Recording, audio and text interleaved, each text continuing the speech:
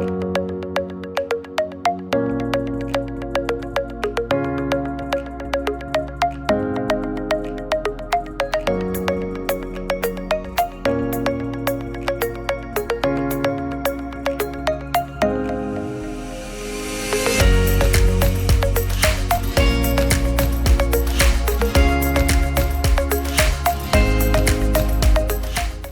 you, everyone, for joining, the panelists as well as everyone who has joined on Clubhouse.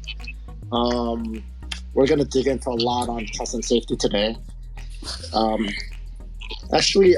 Humphrey, Murat, and Ella, could you turn down your mic? Mute your mic unless you're speaking? Yes. All right, perfect. All right, so today we have a first, lots of firsts. It's the first Clubhouse room of 2022 for me. It's my first Clubhouse room I'm hosting under the STR Professional Group, which is headed by Chris Maughan, who's on this panel. And it is the first Red Shoe Talk Zoom that we are recording as a panel. So we have lots of exciting things going on.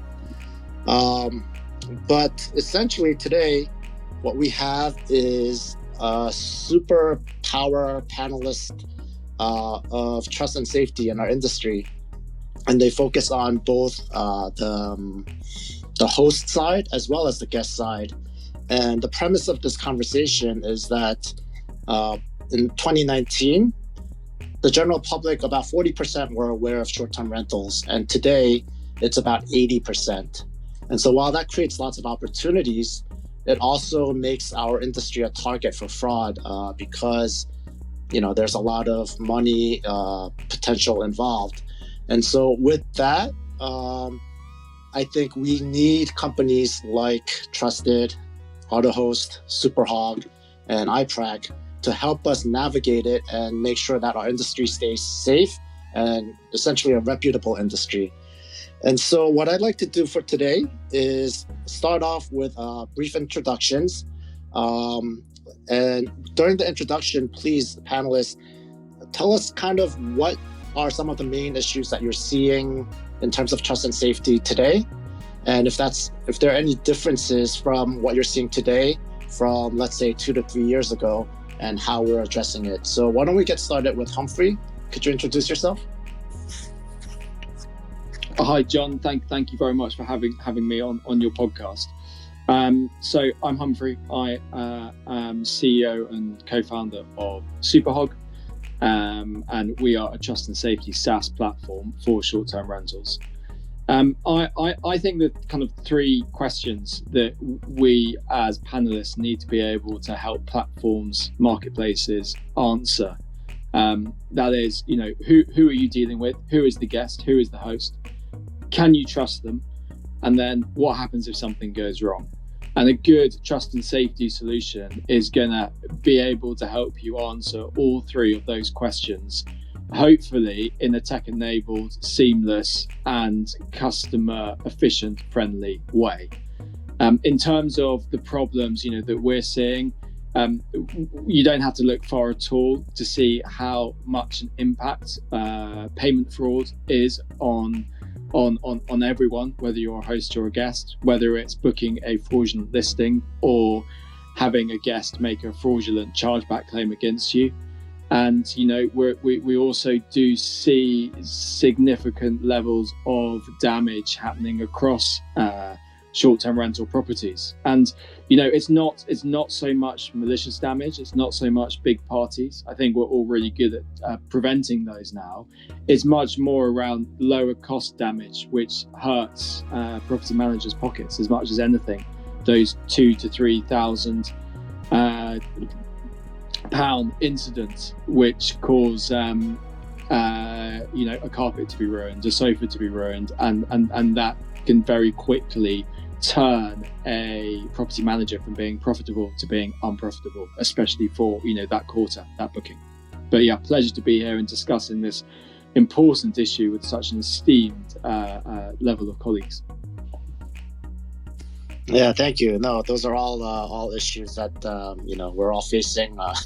I'm facing one right now with one of my properties.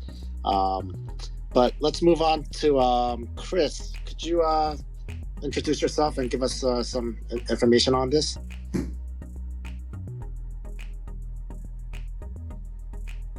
Sure. Yeah, great to be here, John, and all of our fellow colleagues. So yeah, my name's Chris Maughan. I am the CEO and founder of a company called I-PRAC, which some of you may know, some of you may be members, and we're a global certification platform. So what we do is we actually certify short-term rental operators as legitimate, trustworthy, professional, credible, so that guests can feel safe and comfortable and confident to book with professional operators. So that's what we do.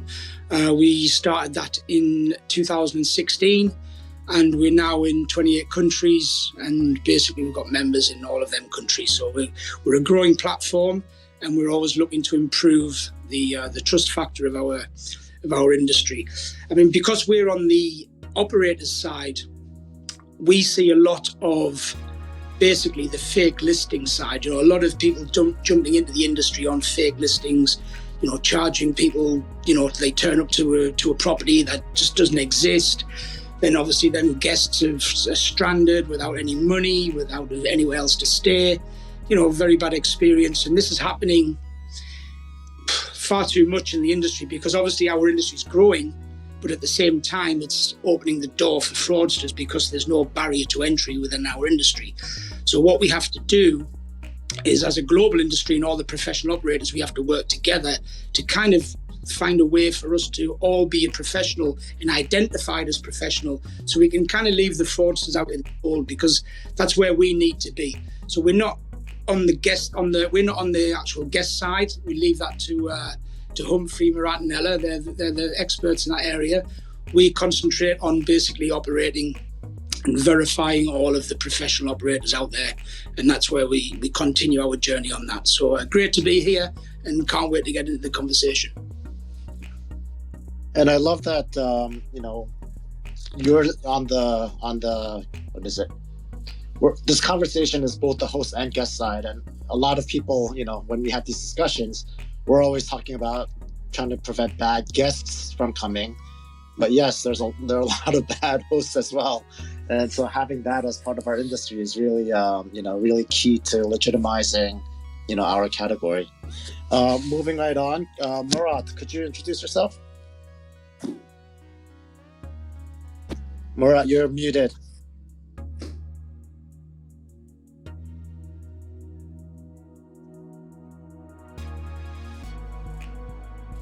Yes, I am. Now we go. Yeah, sorry.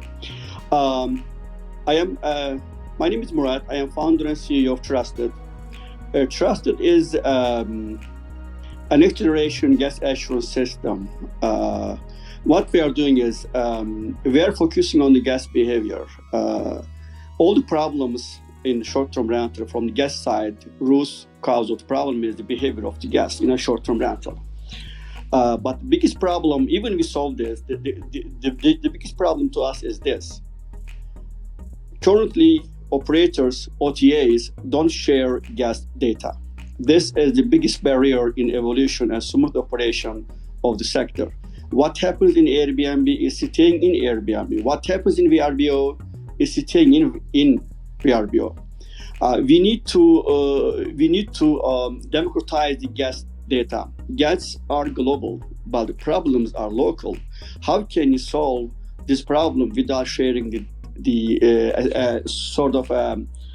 demonstration of the guest data? To us, this is the biggest problem, and we are trying to address this.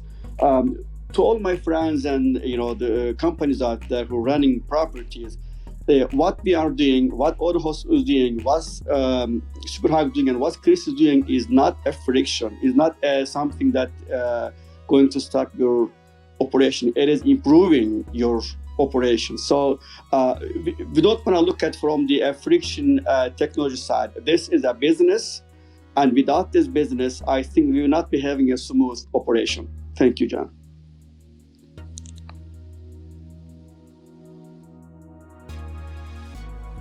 Thank you, Murat. I'm having some technical difficulties here myself. And one thing that I want to get back to after Ela introduces herself is the platforms increasingly trying to basically separate the guest from the host in terms of all the information. And in a way, the platforms, in my mind, seem to be creating the perfect storm for fraud to happen in our industry, because obviously they don't want us to talk directly to each other. So that's definitely a topic that I'd like all the panelists to think about, and how we can work towards kind of bringing that together. But before we do that, Ela, please introduce yourself and tell us some of the things that you're seeing in the industry. Hey, thanks, John. And it really is happy to echo everybody. It's amazing to be here. And I think this is an awesome group that has never really come together. So I'm excited to see this topic brought to attention. So my name is Ela Mezhiborsky. I'm the co-founder and CPO here at Autohost. And for those who don't know, so Autohost, we're an identity verification and fraud detection platform. So we're primarily focused on the hospitality space, and we work with professional operators to mitigate their risk and automate their guest vetting activity. So that can be both for safety reasons, which we're discussing a lot here, and for compliance, for their requirements, and so on. That's kind of Autohost in a nutshell. In terms of your question about changes we're seeing recently, I think that, at least from what our perspective is, pandemic-wise, not even as times progress, but just what COVID brought to the world, is that instead of everybody traveling but globally, now everybody's traveling locally. So the usual risk mitigation techniques that hosts would have and operators would have, sometimes going as far as just cold turkey, I don't take locals, that strategy flew out the window. So I think that when it comes to dealing with fraud, and as fraud increasing, we're seeing operators having to be a lot more risk tolerant because they have revenue on the line. And we are there, really all the companies here are there to say, we want to support that. You should be more risk tolerant because we're there to help you find the fine tune your requirements and really mitigate your risk, instead of going the better safe than sorry approach and just saying, well, you know what, I'm not going to take locals, I'm not going to take one-nighters, I'm not going to take last minute reservations, I'm not going to be on booking.com. I think that's really where we see the risk trend is growing, which is why really companies like these have been growing lately, because the demand is there and we're helping solve a real problem. Yeah, no, you're right. I wasn't even thinking about that, but a lot more local, staycation, and that brings in other things. I just recently saw a host where it's not that their locals are doing damage. They're just taking like the barbecue grill and things away because they can, right? When someone is traveling, they can't do that, and it's a pain. But things like that. It doesn't fit in your suitcase. Right? Sorry? It doesn't fit in your suitcase. Yeah, exactly. So a whole new set of problems, emerge because of, again, more people using our type of accommodation. So with that, I guess, let's move towards, we really care about know your host, know your guests, right? That's really what trust and safety comes down to. Yet Airbnb recently said, they're not going to even show the guest's name anymore until after they book. And, I understand at least the upfront reason why they're saying that. And it's because, they don't want to have discrimination and, things of that nature. That's the nice way to look at it. And the other way to look at it is, I believe some of the platforms are getting more and more concerned that hosts are learning to convert bookers into future direct bookers. And so they're trying to, keep this firewall between hosts and guests. How can we use, your technology or, some of the tools out there to mitigate it? So yes, we don't want to discriminate. We don't want to create, bad problems that way. But, it's our property. We have the right to know who's coming. How do we kind of solve that problem? And, anyone on the panel can chime in, and I want to talk around this for a little bit. I mean, John, I think that actually our tools enable a less discriminatory approach to short-term rentals anyway, because there are inbuilt unconscious biases that hosts have when it comes to accepting guests. So in terms of what Airbnb are doing, I don't see it as being a negative at all. I think the most important thing, though, is that before the guest arrives, you know who they are and you know whether you can trust them or not. And actually, that's what tech does. That's what tech achieves. It means that you can take a decision based on the data, based on accessible databases to you, without actually having to use, potentially your own poor intuition.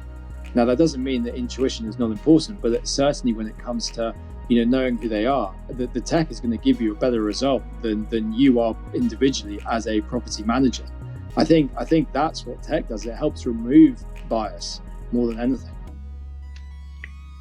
I'd have to so I think I would play devil's advocate on really being mad at Airbnb for their move. I think there's two reasons for that. So the first being they don't want, operators to actually have guest information down the line. That's a business decision. We may disagree with it, and by all means, it's the host's right to collect that information. And it's true. Platforms that help you do that are generally beneficial. And I think I even spoke to a Booking.com person in one of the conferences, and they kind of said that, we're very much aware that first interaction, we're trying to win bookers onto Booking.com rather than the other OTAs.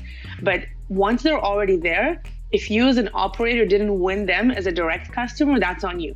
So it could be with a note waiting for you inside the unit. It could be with collecting their email for your purposes. But Booking.com and the OTAs need to assume you'll be doing that.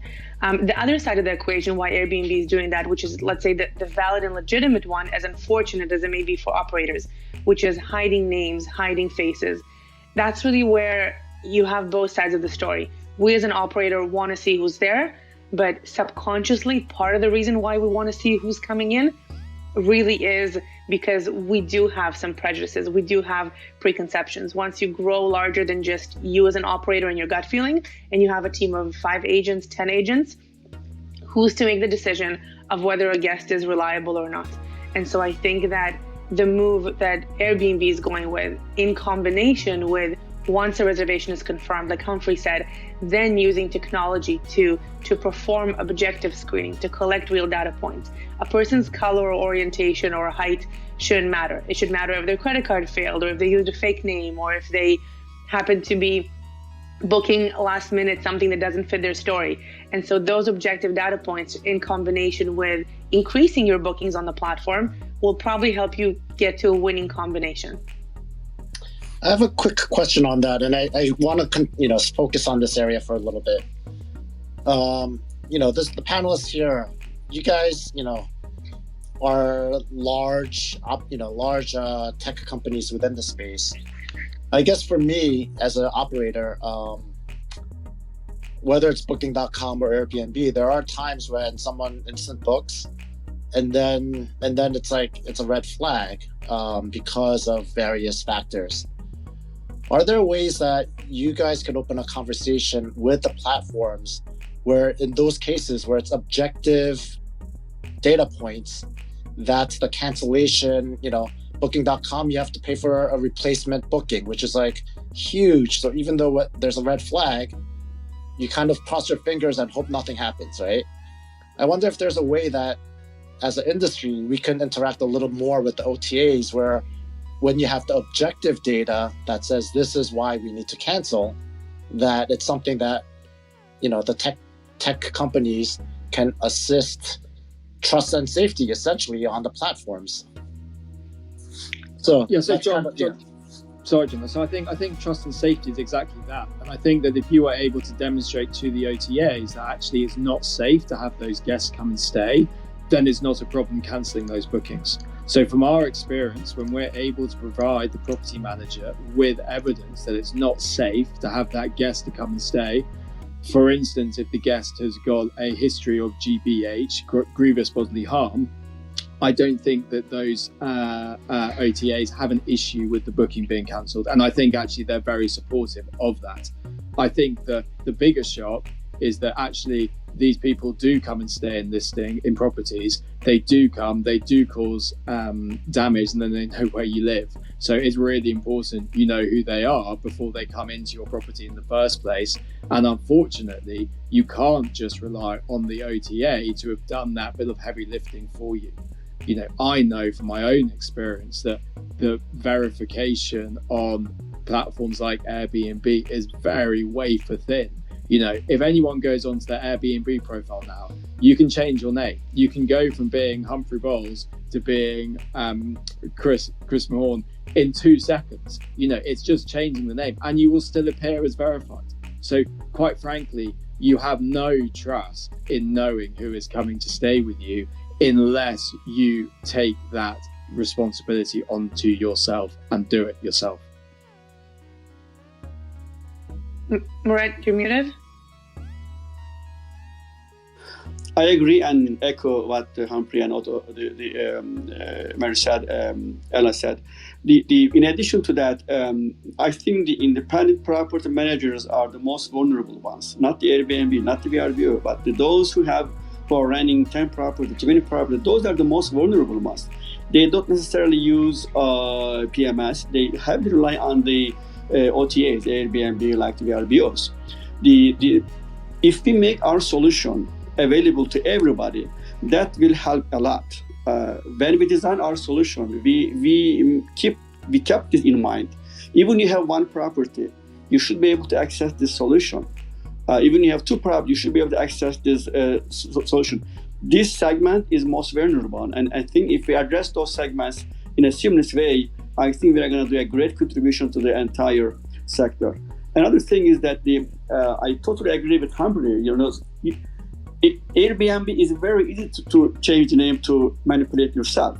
You can stay 5-6 days, and if you are having a bad review, you can change your name, do it again, or you can change your name, go to VRBO this time. So bad behaving guest jumps from one platform to another without getting caught. This is the root cause of the problem for us. John, I'm happy to quickly address cancellations. It's actually a question that we get quite often. So even though our users, our clients come to us saying that, we're looking to vet and screen our guests, the pushback always comes right away. Okay, but what happens if something is found? Aren't I getting penalized? So there's 2 steps to this question. First of all, let's keep in mind your best interest and your role is to protect your business, your properties, your stakeholders, your landlords, the actual guests, the clients. That's your top priority. So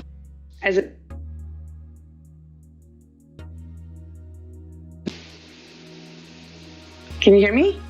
Okay, I think I was getting this connected. As an absolute last resort, we need to keep in mind that a penalty is better than an actual criminal activity or a bad guest in your unit. Having said that, I think that is a real last resort, and we don't often need to get there.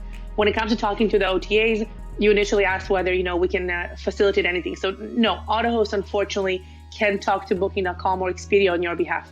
However, what we can do is facilitate those data points for the conversation. So when you contact an OTA saying, I don't want to host this guest because it feels sketchy is not a valid argument. If you say, well, they said they're in Atlanta, but they're actually logging in from Portugal and they're checking in tomorrow and their first 2 credit cards were reported stolen, but the 3rd one went through, I'm uncomfortable hosting this guest, that is a valid reason. If you have disclaimers on your listings, and that also is very important because you should be upfront about your requirements. Just like a hotel would ask for your ID and credit card on file at the reception, you as a short-term rental operator would just make it very clear up front that upon booking, we require an extra couple of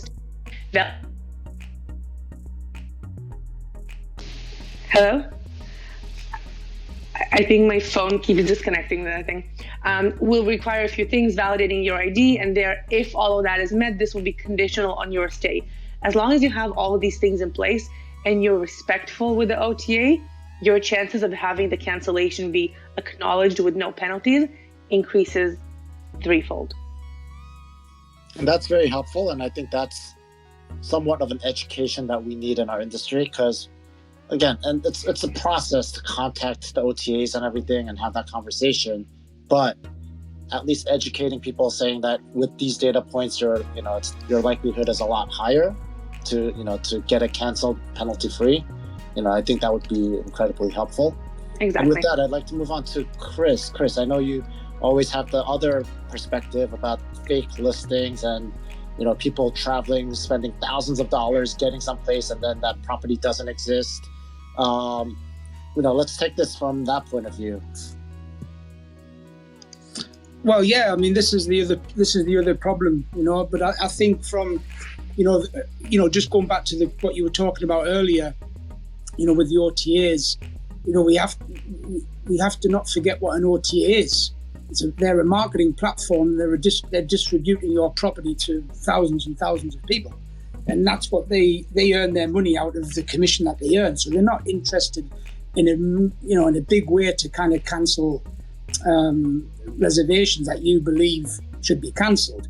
And I think Humphrey alluded to it before. It's kind of really is all on you for you to decide how you want to do it. Dealing with OTAs, from my point of view, I believe that the OTA, they know they don't control the company who manages the property. They know they don't control the property that's listed on the site. But what they do know is that they control the guest. And that's their USP for them. That's why they want the control of knowing that they want to leave as least connection between the guest and the host as possible to protect their business. So there's a lot of work to do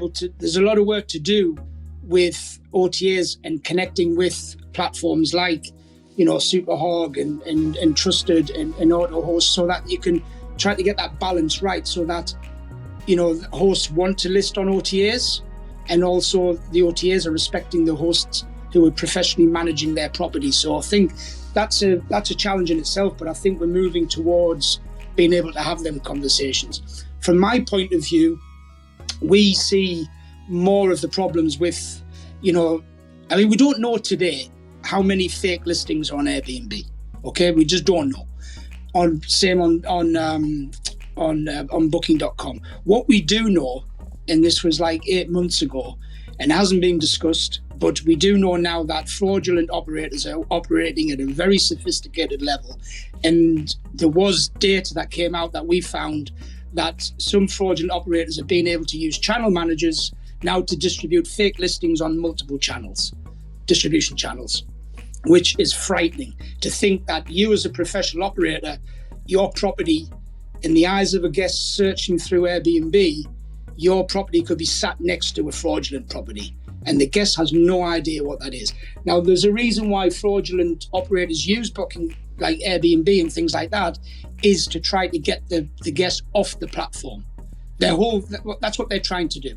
So what we're finding is you've got a lot of fake listings, fake websites getting built, but most of the fraudulent operators are operating on OTAs and using very sophisticated techniques to get guests off the platform and into a fraudulent area. So that's what we're finding, and we're seeing a huge amount of people arriving at properties that they don't exist, which is obviously that experience is just unthoughtful. I mean, I witnessed it myself firsthand back in 2014, which is why I built I-PRAC, to try to find the solution to this. It's horrendous. That experience of, spending your hard-earned money, arriving at a property to celebrate a week's, holiday with your family, to find it didn't exist. You've got no money for alternative accommodation. And a lot of people think that it doesn't happen, but 7 out of 10 fraudulent operations don't get reported. So our report section on our website, we had something like 360 reports. In 2019 was the last one, with bookings, but that's nothing compared to how many people are being who are being frauded in the industry. So what we're trying to achieve here is by basically giving people the professional operators who are professional, who want to give that 100% guest experience, can showcase the fact that they are professional and they've been third-party vetted. Because it's very easy for us all to say, yeah, I'm trustworthy, yeah, you can trust me, pay me the 5,000 euros, dollars, pounds. Nobody else knows. It has to come from a third party, otherwise it doesn't hold any value. So that's what we're doing at I-PRAC, and really trying to enforce getting all of the professional operators, showcasing that badge of trust, so that fraudsters can't use that, and it just gives the consumer that opportunity to book with a professional, trusted, credible operator. And that's what we're trying to do. And if we need to get on board with it, because it's, fraud is just increasing tenfold in our industry, and we need to find a way to stop it. And we can only do that if we're on a global level. John, so I just wanted to comment. I think that I love that Chris is part of this conversation, and it's not completely intuitive. I think that perspective, that side of the story, whenever we talk to our clients and users, whenever we talk about how to communicate the need for screening to guests, we always say that it's there for a mutual protection. And I think Chris is really proving that this isn't just a slogan, that the point that we as an industry need to remove the concept of the black box and clarify that if you're renting a property, then this isn't just a blind transaction. You're not buying a t-shirt. You're renting out, you're giving keys to a space, something happens behind closed doors. We need everybody involved to know that the activities are legitimate, that all parties are safe. And so Chris kind of defending that industry from the other side still really helps the legitimacy of just, we need the information out there, safely secured, encrypted, personal information properly saved. All of these things are absolute necessities, but the fact that a black box in this industry can no longer continue for safety and fraud reasons is absolutely like an interesting part of the discussion from both sides. The one thing that it kind of brings to bear is a lot of people book on Airbnb because of the trust, right? They trust the brand, right? And then so for Chris to say, a fraudulent listing is sitting right next to my condo in Honolulu, I mean, then what's the value add for Airbnb other than just some place for money to go back and forth and Airbnb to take some commission off of it, right? And I'm not saying that that's what it is, but that's why people, even when they find my direct booking website, sometimes they'll go back to Airbnb and book it because they think that they have a layer of protection through Airbnb, right? So it really is a conundrum for our industry where we're kind of stuck in between, and trying to figure out how do we make sure. I mean, I want to host incredible stays for the people who come, but it's getting more and more complicated. So with that, some of the ways that, I've used for trust and safety verification has actually historically been more psychology, right? Asking questions and basically even communicating things that would not happen. So oftentimes I would say, can you just make sure that only the registered guests are coming in, because recently we had the management kick out guests who brought in extra guests. Now that never happened, but I communicate that so that if that's what they're gonna do, they kind of self-select themselves out of it, right? So that's kind of the old way, the poor man's way of doing it. But how, what are some of the technologies and approaches that you guys are providing that streamlines that and makes it so that, basically these guests kind of self-select to cancel and we're communicating that to them? Yeah, so I guess John, that your first question regarding ID verification is who are they? And ID verification goes quite a long way to discerning whether or not you know who the person is who you're dealing with. And then the next part is, can you trust them? And I think that's where Autohost can come in and help and build a fuller picture for you about whether or not you can trust them. And I like to think that Autohost is as relevant for guests as it also is for hosts. By someone working with Autohost, they are able to demonstrate that they are a reputable agency as well, that they are taking trust and safety seriously. Same with SUPERHOG. When our property managers work with us, it means we really know who those property managers are. It means that we've done our due diligence on them so that they're able to demonstrate to guests that they are, taken seriously as well. So it definitely works both ways. But I think that, what the technology enables is for a load more data and data points to be screened in a much shorter time, which enables you to do more than just trust your gut. And I think that the one thing we all agree is that the gut will sometimes be right, for sure, but it will also sometimes be wrong. And that's when you end up making bad decisions. And everyone is not always going to make the right decision, whereas actually I think everyone sitting around the table here trusts that the tech helps them make that right decision time and time again. Like, I know our stats show that, 0.2% of guests who go through our tech are wrong. That's way better than Airbnb. And, there's a load of thanks to Ella and her team for making that happen and all that. But, there's just using the technology effectively and efficiently protects you. And like I said earlier, what that does, it protects your future revenue. And that's the most important thing, that the disruption of one bad booking can have a knock-on waterfall effect that could take out a property for the entire busy season. And yet, if you get it right, if you use the tech in the right way, you prevent a load of hassle from that.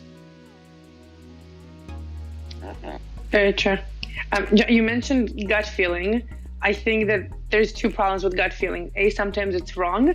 And then you're right that it's not scalable, right? So John, when you're talking about old school ways, I've done them and they work. So the deterring factor is actually quite valuable, right? I've used people who have been kicked out. I've said that the neighbor is a police officer. I've used all sorts of deterring things, whether they were true or not, to try and help people to really filter themselves out. When you talk about scale, so that really is what we're seeing. We often are finding that some guests that might be up for no good, it doesn't have to be crazy fraud. It could just be your intentions are not to book a 3-bedroom penthouse because you're having an anniversary with your girlfriend, but you're having a local party, right? And so doing that at scale, collecting whatever you need, making sure that they know that their information is on file, they're agreeing to rules, their ID is there, their selfies there, they have a security deposit. Many guests that go through that were hoping for just a quick book will opt to cancel. And that is absolutely part of the value.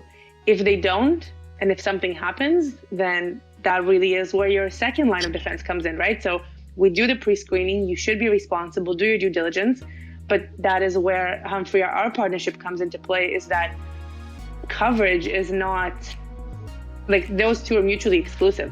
So you should have everything in line so that if damages do occur, whether they're intentional or not, and often they're not, if, people sometimes lie. So there's certain things where you need to make sure you're doing your responsibility ahead of time as due diligence, and then make sure that you're covered from all sides so that eventually your business is not out of commission for the entire busy season. So that the full picture is really important. And gut feel definitely works against hosts, by the way. If you use just gut feel, you will never take a booking. So you have to trust in the technology to work. And then like Ella says, the perfect solution answers those three questions. Who they are, can you trust them, and what happens if something goes wrong? And that is what then creates the right environment for hosts and guests to have amazing experiences using short-term rentals. Oh, great points. Murat, Chris, any? Yeah, could I just ask a question? This may be well, let's say there's no such thing as a silly question anyway, don't there? But are we not able on Airbnb and the Booking.coms to have the host be able to list that they are using technology platforms like SUPERHOG and Autohost and Trustd? Because it's like you alluded to before, John, it's like, can you try to, use the psychology to somebody who's a bad guest to kind of think, I'm not going to book their property because they're using, they're partnered with Trustd, they're partnered with Autohost, they're partnered with SUPERHOG. This could be a problematic. We're not going to get away with what we want to get away with by booking this property. Let's go over to one who isn't using, guest screening technology. So, but I don't know whether Airbnb and Booking.com are allowing hosts to display these trust logos that they're using, because they are trust tools. And I think that if we can get these tools and logos out there as like we are using it, and on a website, it's like, they're using Trustd, they're using Autohost, they're using SUPERHOG, they're an I-PRAC member. The more people start seeing these logos, the more other people are going to look at it and go, oh, I'm going to book with them, they're I-PRAC approved. I'm not going to book with them because they use guest screening technology.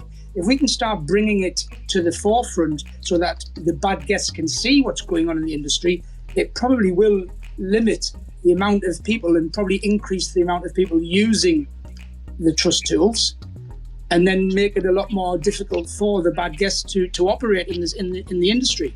I mean, that's what I think. So, Chris, what are your thoughts on that?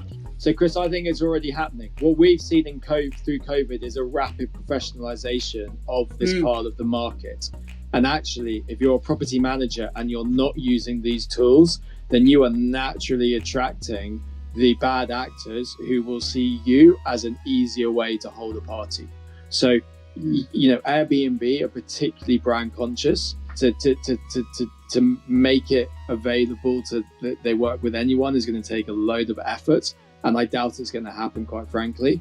But if you're not using it, people will take advantage of you. But there's using it and then showcasing and marketing the fact that you're using it. Because that's what want the scary dog behind the fence sign, just in case, before you even enter. Well, the thing is, it's kind of like, I know a lot of, look, I mean, I'll be honest with you, look, we work with a lot of the operators, and, we have a team of people who are constantly working with our members who are like, basically said, look, you've jumped through all of the hoops to come I-PRAC approved, but now you are not using the tools at your disposal.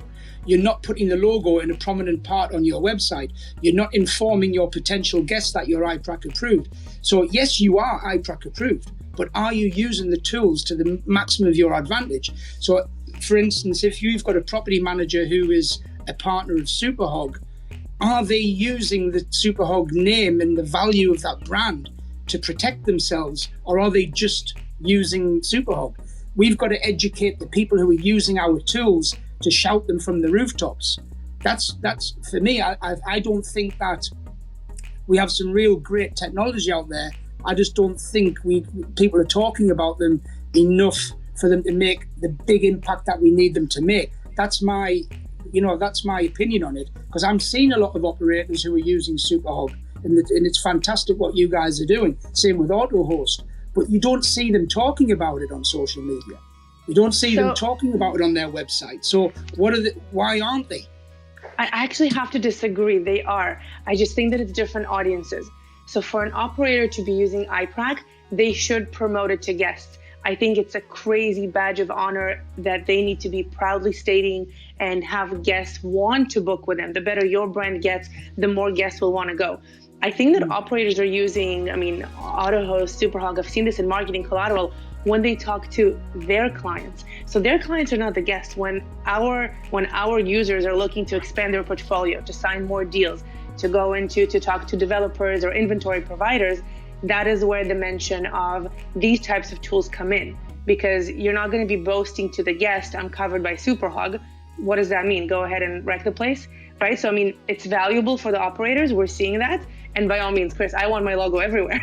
But I just think that in that sense, we have a little bit different audiences. I want to see the I-PRAC logo a lot more upfront on Airbnb, by all means, for operators to be proud of that. Or as tools that are there to protect the operators, I'm finding that they really do help them grow their business, expand inventory, prove to their stakeholders, which are not the guests. The guests are their clients, but their stakeholders need to know that they're operating professionally and responsibly. Yeah. No, it's a good point. Good point. Right, but we are getting there, I guess. These kind of discussions needs to take in every platform quite often. And it just needs to be repeating again and again. So we are moving forward. There are awareness out there.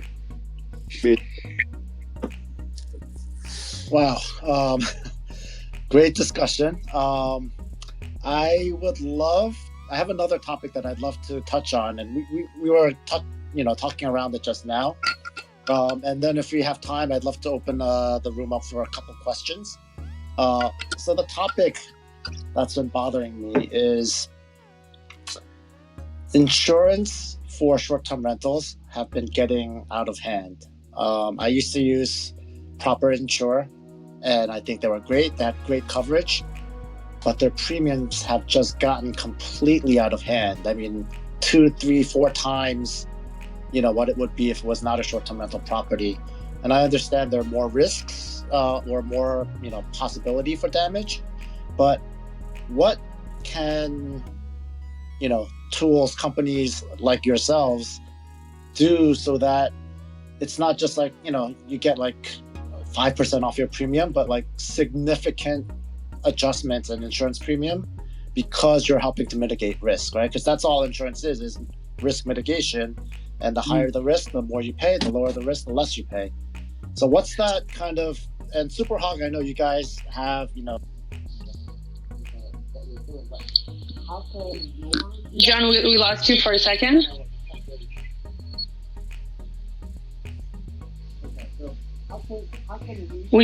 You're really muted. Like can't hear you very well for some reason. Oh, okay. Can you hear me now? But Humphrey, there we go. Humphrey, maybe you should jump in and talk about that insurance side. So I think you're exactly. You have Humphrey here. Yeah. So I think, John, it's important. Like, insurance isn't risk mitigation.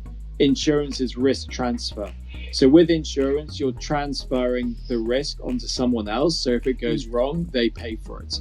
Risk mitigation is things like Autohost, SUPERHOG, etc. Now, I have experienced firsthand the challenges of scaling an insurance company in this space, and it is really difficult. It's really capital intensive, and there's a load of regulation. And then because of the way the insurance market works, there's a load of people getting rich. And as one property manager put really neatly to me, like, the house always wins. So it's inevitably going to be the case whereby the insurance company is raking in a ton of cash out of property managers. So, that's what drove us to start SUPERHOG, which is combining, and again, I go back to these 3 questions, who are they? Can I trust them? What if something goes wrong?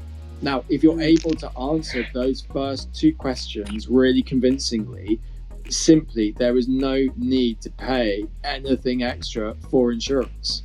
And that's what SUPERHOG actually does really, really well, is that as we help people answer those 2 questions, we are then happy to fully accept the transfer of the risk of something going wrong onto us.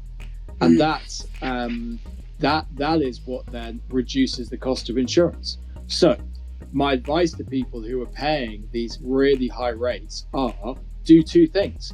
Answer those first 2 questions and then negotiate with your insurance company to demonstrate to them that the steps that you're doing are mitigating the risk, and therefore there is a huge amount less transfer of risk onto them, and ask for a substantial discount to your premium.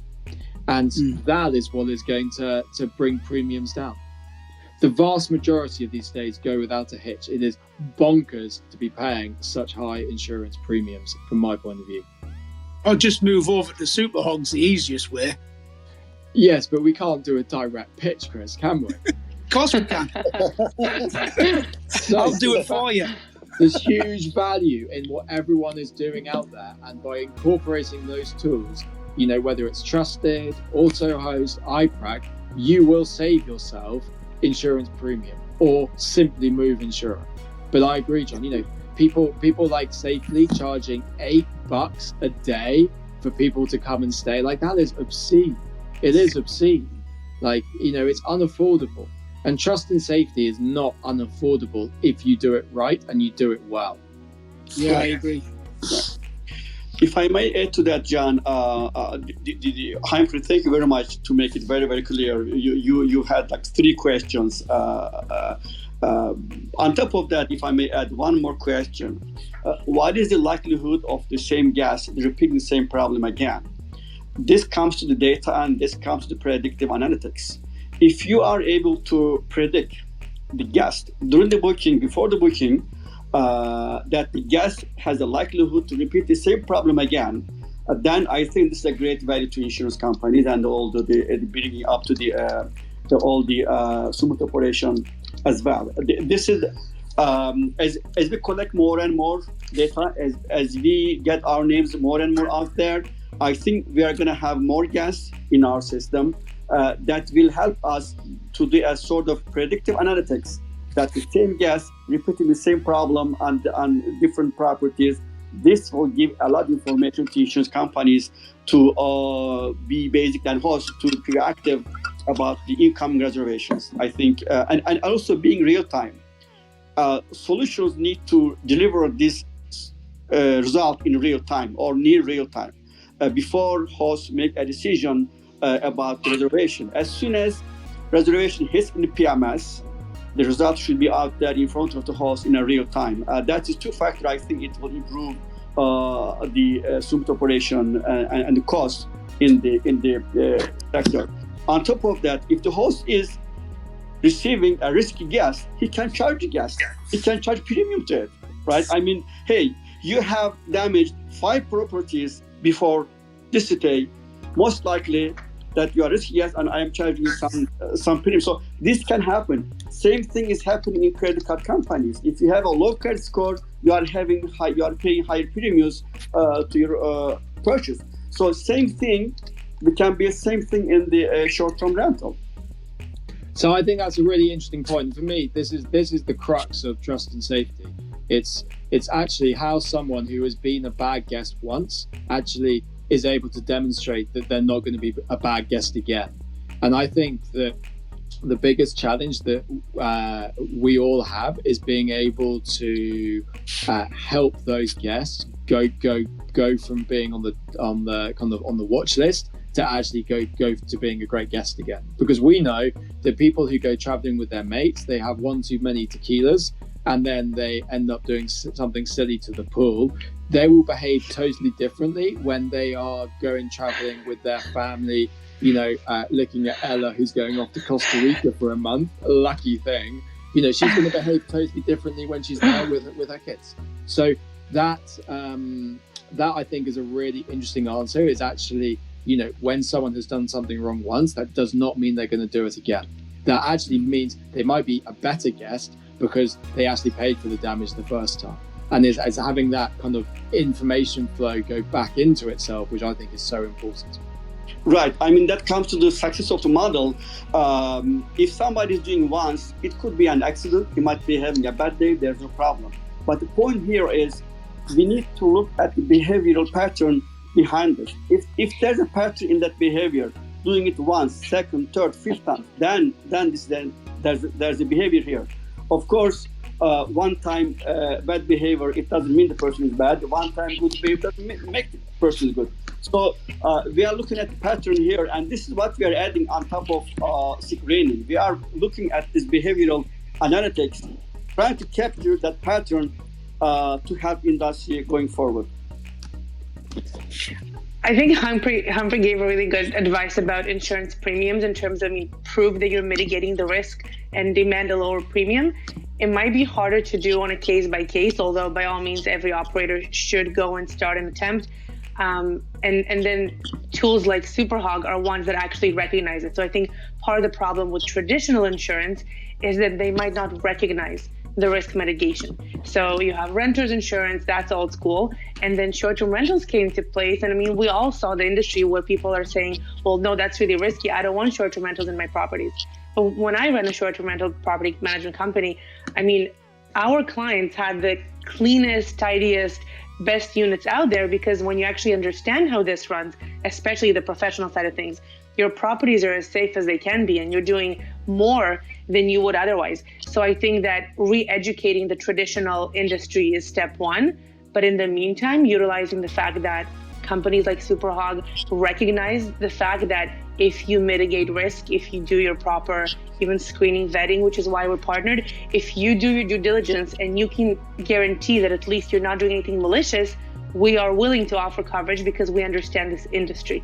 And that's something that traditional companies just don't, and they're there to mitigate risk. So if it seems risky, the premiums are high. That's kind of their end of story, and they don't have to change it until we force them to. Yeah, and look, for $4 a booking, we'll insure your properties for up to $5 million. Well, we'll guarantee your bookings up to $5 million. So, that is what insurers out there should be looking at pricing their properties to, because that is a fair valuation of short-term rental risk. And I think that comes from you guys understanding the space, because if you Absolutely. came as an outsider, you'd be just concerned about the lack of understanding and knowledge, and that's where premiums are high. You guys being expert in this industry, you're able to actually find where's your risk mitigated and how to run it. Yeah, but Ella, insurers are greedy bastards, if you're allowed to use that terms on polite podcasts or webinars like this. And the thing is that they see, people making a load of money from short-term rentals, and they're like, hey, we think we can cream a little bit off the top, and therefore we're going to charge you this. That's true. It's a really commercially focused thing, whereas you've got to take, as you said, a more well-rounded view. All right.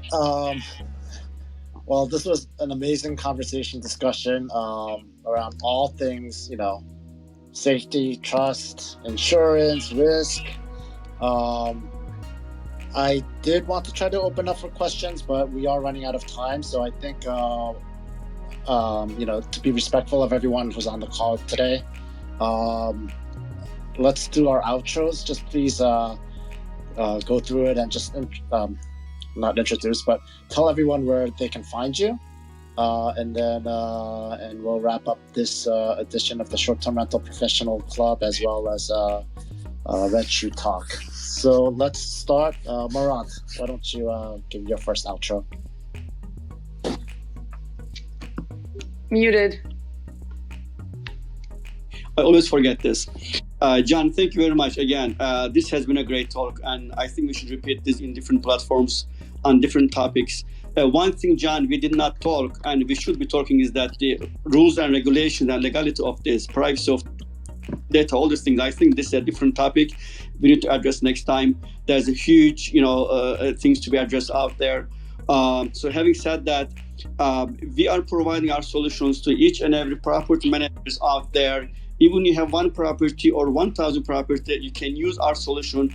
Our distribution channel is just everywhere. Go to our website, request a demo, and we'll get you covered.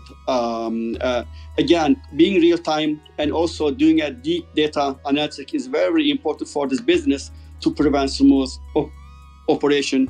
Another point is we are really fight to get the acquisition of gas data. Gas data needs to be shared, needs to be collaborated between the operators. Unless this happens, bad behaving gas will jump from OTA to another OTA, just keep existing there and ruining our entire operation. Thank you very much, John. Thank you, Murat. And I know regulations very well because I'm working on writing some in Honolulu right now. So yes, that might be a future topic. We'll go next to Ella. Yeah, so first of all, really thank you for bringing this together. I mentioned this before. I think this is probably one of the first times that you brought this type of a group and this type of a topic dive. So I think it's important to be focusing on trust and safety and why we're doing it and the concept of protecting revenue. Just in general, I mean, I'm on LinkedIn. I think that it's important just to mention that Autohost, we really do like sharing a lot of information. So those trends you're talking about, John, kind of what can be done, mitigating risk, all of these things. I really encourage everybody to follow us on LinkedIn. If you do want to reach out, I mean, you can reach out to either me directly or sales@Autohost.ai. But overall, just LinkedIn is a great way to start introducing yourself and interacting with the content, understanding this industry better. What can you do to be mitigating your risk and just running your operation more professionally so you can focus on growth? Awesome. Thank you, Ella. We'll go next to Humphrey. I don't think I've ever done an outro before. I think I would have practiced a little bit more if I had. Again, thank you for putting this together. Thanks to Chris and Ella and Murat for being part of this and building up my profile. Hugely appreciated to be in the same company as you. Please do get in touch on LinkedIn or Humphrey@superhog.com. And I'm just going to repeat those 3 questions that I think every property manager needs to be able to answer. And then, pointing at Chris, needs to be able to demonstrate themselves. You've got to be able to, show people who you are, answer the question, who are you, see whether you can trust them. And then you've got to have a backup plan in place in case something goes wrong. That sounds like a pretty good outro to me. So no practice needed. And then Chris, take us away. Yeah, thanks, John. I mean, listen, today I was really excited to be in this panel today. I just think this is the first of many. But, I just think we've come a long way in the last few years to get trust to, coming up to the forefront of what we're trying to achieve here, from all aspects of the industry. So I'm always a big believer that education is key. So the more we can educate the industry in different aspects of trust. And I would just like to mention something that Humphrey mentioned in an email when we were all in the group about it being, diving into your revenue. And it couldn't be, and I just, when he mentioned that, I just thought, God, that's so true. Because trust, everything that you can do that enlightens trust within the industry all comes down to increasing the revenue. And this is what every business has to achieve, revenue. So the more education we can give on all areas of trust and educate people to use these fantastic trust tools that we have in our industry today, because 4, 5, 6 years ago, we didn't have any. So they're coming to light, and I'm just so pleased to be part of this group and part of the journey to increase trust in STR, and hope this is the first conversation of many. So I can be found on LinkedIn. I don't do any of the other platforms, or you can go to the I-PRAC website, www.i-prac.com, and all of my contact details are on the director's page there. So, but once again, John, great to bring this panel together. Ella alluded to it. It's the first time we've all brought some trust experts to the panel. And let this be the first of many. Thanks very much, John, Humphrey, Murat, Ella. And speak to you all soon, hopefully. All right. Well, thank you guys. Really appreciate your time and, sharing your knowledge. And yes, we'll have more rooms, maybe around trust and, safety, maybe around other topics, but I'll be tapping on you guys whenever we have some fun things to discuss.